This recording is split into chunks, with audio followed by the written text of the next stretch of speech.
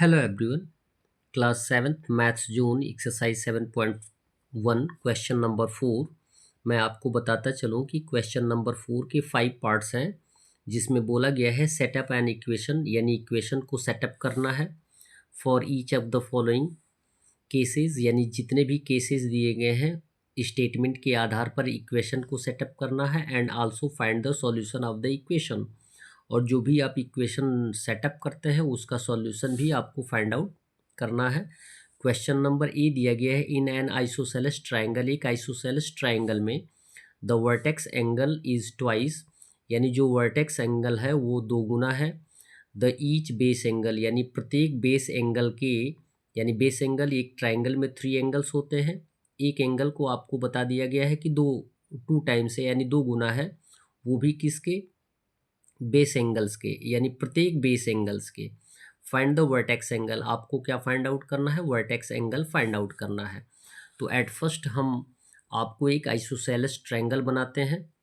Isosceles triangle का नाम देंगे ABC, जिसमें आपको बताया गया है कि यदि वर्टेक्स एंगल की बात की गई है 2 गुना है और बेस एंगल की 2 गुना है, तो बेस एंगल हमें पता करना है, जिसे हम लेट कर लेंगे, मान लेंगे।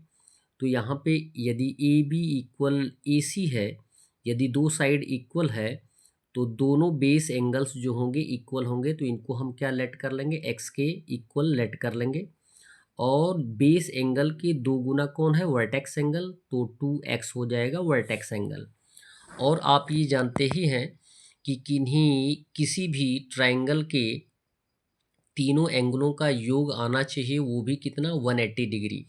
तो 180 डिग्री के आधार पे हम इसको सॉल्यूशन में फाइंड आउट कर लेंगे। सॉल्यूशन में लिखेंगे let the base angle be X, angles be X, मान लेते हैं कि जो बेस एंगल्स हैं दोनों एक्स के इक्वल हैं, तो द वर्टेक्स एंगल कितना हो जाएगा, 2x, यानी ट्वाइस हो जाएगा, 2 गुना हो जाएगा। अकॉर्डिंग टू क्वेश्चन तीनों एंगल्स का योग कितना होता है, 180 डिग्री होता है, यानी इस बेस पे हम x का वैल्यू फाइंड आउट करेंगे। और जब x का वैल्यू फाइंड आउट कर लेंगे तो हम वर्टेक्स का भी वैल्यू, वर्टेक्स एंगल का वैल्यू फाइंड आउट कर लेंगे। लिखेंगे x प्लस एक्स, दोनों बेस एंगल्स हैं, और वर्टेक्स एंगल 2x है, इक्वल कितना हो जाएगा, 180। यहाँ पे तीनों जो हैं एंगल्स वो क्या है, लाइक टर्म में दिए गए हैं, जुड़ जाएंगे, तो 1 + 1 + 2 कितना हो जाएगा, 4x हो गया। और ये 1 का कैसे काउंट हो रहा है, ये आपको बताया जाता है कि किसी भी लिटरल नंबर के साथ एक न्यूमेरिकल फैक्टर अवश्य होता है, जिसको 1 के रूप में हम काउंट करते हैं, लिखते नहीं हैं, जो कि ओमिटेड होता है। तो यहाँ हो जाएगा 4x इक्वल 180, और x का वैल्यू फाइंड आउट करना है तो 4 को ट्रांसफ़र कर देंगे, एज ए डिवीज़न आएगा, क्योंकि यहाँ पे एज ए मल्टीप्लिकेशन है, 4 × x के रूप में हम लिख सकते हैं। 4 से 180 को रिड्यूस कर देंगे तो x का वैल्यू आ जाएगा 45, जबकि हमें किसको बताना है, वर्टेक्स एंगल को। तो लिखेंगे सो वर्टेक्स एंगल इक्वल कितना है, 2x हमने माना है, तो 2 का वैल्यू 2 × x का वैल्यू हमने फाइंड आउट किया है 45, तो आंसर आ जाएगा 90, यानी वर्टेक्स एंगल हो जाएगा 90। बी दिया गया है, Ravi has 3 marbles more than 2 times, यानी रवि के पास जितना भी मार्बल है वह 2 गुना से 3 अधिक है, वो भी किसके, रेशमी के। यानी रेशमी के पास जितना भी मार्बल है उससे कहीं, या वो रवि के पास जो मार्बल है वो रेशमी के पास जितना भी मार्बल है उसका 2 गुना से 3 अधिक है। तो आपको ये बताना है कि यदि रवि के पास 25 मार्बल्स हैं तो रेशमी के पास कुल कितने मार्बल्स हैं, क्वेश्चन में ये पूछा जा रहा है। तो सॉल्यूशन में हम दोनों के वैल्यू को फाइंड आउट कर सकते हैं। तो लिखेंगे let the number of marbles Ravi have R, मान लेते हैं कि रवि के पास आर मार्बल्स हैं, and the number of marbles Reshmi has S, यानी रेशमी के पास नंबर ऑफ मार्बल्स कितने हैं, ये एस हैं। और रवि के पास कुल कितने हैं, क्या बताया गया है, जितना रेशमी के पास मार्बल्स हैं उसके 2 गुना से 3 अधिक है, यानी रेशमी के पास एस मार्बल्स है, एस से 2 गुना यानी 2s हो जाएगा, और 3 ज़्यादा यानी +3, टोटल मिलाकर कुल कितने होंगे, 25। तो अकॉर्डिंग टू क्वेश्चन हम इक्वेशन सेटअप करेंगे, 2s + 3 = 25, +3 को ट्रांसफ़र कर देंगे, -3 आएगा, और माइनस करेंगे तो 22 आएगा। 2 को ट्रांसफ़र कर देंगे एस का वैल्यू फाइंड आउट करने के लिए, जो कि हम रेशमी का हमने लेट किया है। तो 22/2 हो जाएगा, 2 से रिड्यूस कर देंगे तो एस का वैल्यू हो जाएगा 11, लिख देंगे आंसर में। Hence Reshmi has 11 marbles. Question number C दिया गया है। क्वेश्चन नंबर सी है, Dinesh father age is 6 years more than 4 times Dinesh age, यानी दिनेश की उम्र से दिनेश की पिता की उम्र 6 गुना नहीं 6 years मोर एंड 4 times, यानी 4 गुना और 6 वर्ष ज़्यादा है।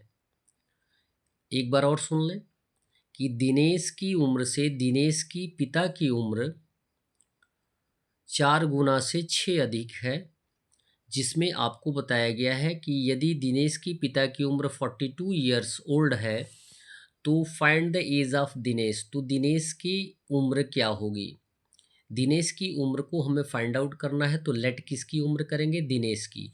तो लिखेंगे solution let the age of Dinesh be X years. मान लेते हैं कि दिनेश की उम्र क्या है? एक्स ईयर्स है। तो दिनेश की पिता की उम्र क्या हो जाएगी? सो हिज फादर्स एज हो जाएगी।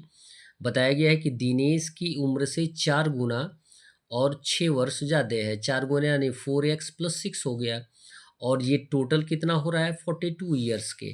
तो इक्वेशन सेटअप करेंगे 4x + 6 = 42। अब x का वैल्यू फाइंड आउट कर देंगे तो दिनेश की उम्र का पता चल जाएगा। +6 को ट्रांसफ़र कर देंगे, -6 होगा, माइनस करने पे आएगा 36। 4 को ट्रांसफ़र कर देंगे एज ए डिवीज़न, 4 से रिड्यूस कर देंगे तो x का वैल्यू आ जाएगा 9, यानी x किसको माना गया है? दिनेश की उम्र को। तो लिखेंगे hence the age of Dinesh is 9 years। Question number D दिया गया है, Rakesh mother is 24 years old. Rakesh की माँ की उम्र 24 years है। She is 3 years older than 3 times Rakhi's या राकेश एज। बोला ये गया कि यदि राकेश की माँ की उम्र 24 years है तो 24 years मीन्स वह जो है राकेश की उम्र के 3 years ओल्डर, यानी 3 वर्ष ज़्यादा है, साथ में राकेश की उम्र के 3 गुना से 3 वर्ष ज़्यादा है। तो हमें राकेश की उम्र पता नहीं है, इसे हम क्या कर लेंगे? लेट कर लेंगे।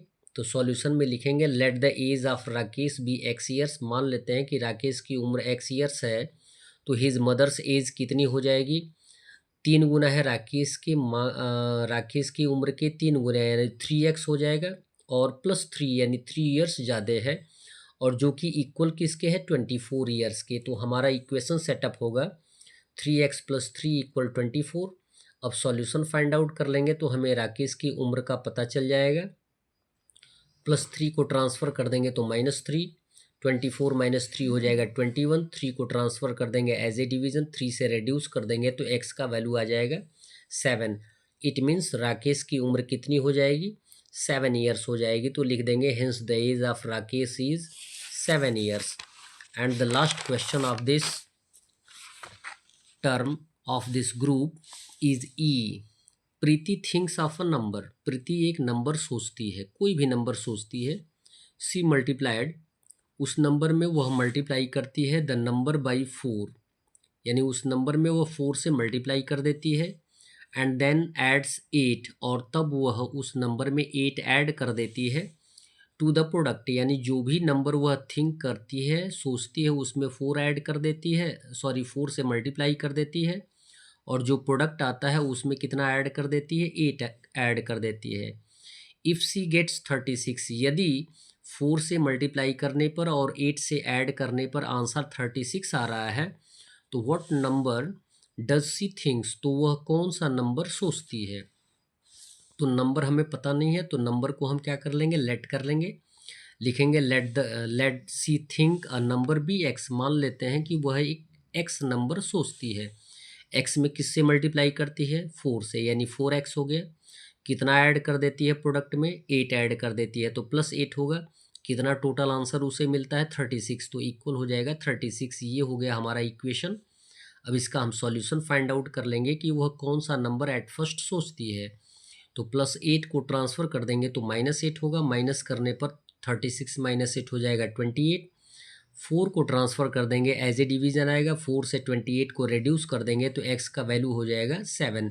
इट मीन्स वह कौन सा नंबर सोचती है, 7। 7 में 4 से मल्टीप्लाई करेंगे तो 7 4 जा 24, 24 में 8 ऐड कर देंगे, सॉरी 28 में 7 4 जा 28, 28 में 8 ऐड कर देंगे तो आंसर हमारा कितना आ जाएगा, 36 आ जाएगा। That's all.